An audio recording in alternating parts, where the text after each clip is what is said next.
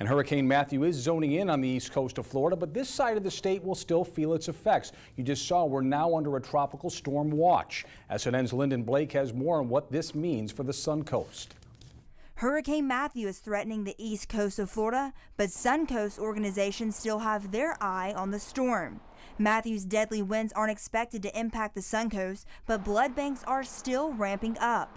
Suncoast Blood Bank's Jane Giroux says the empty beds need to be filled fast to help with blood supply during the hurricane. Every time a big storm threatens our area or even really any other part of the country, we go on alert. We are a first responder. Giroux says blood banks on the East Coast are shutting down. That means our local banks have to fill the void, collecting more units each day for cancer patients and surgeries. You never want a life to be lost because there wasn't a blood product on the shelf at the time it was needed.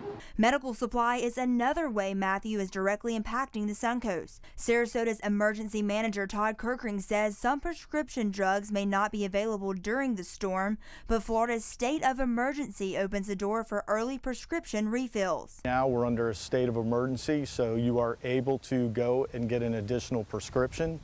So we want to emphasize that to the citizens. Direct hit or not, it's going to rain. Kirkring says don't go down any flooded roadway because there's no way to tell what's under the water. The water could have washed the roadbed out that night, and now there isn't a road there. So we want everybody to use caution when it comes to things like that. Reporting in Sarasota, Lyndon Blake, SNN, the Suncoast News Network. Sarasota County Emergency Management and Florida Highway Patrol are both on call to help the East Coast during this storm.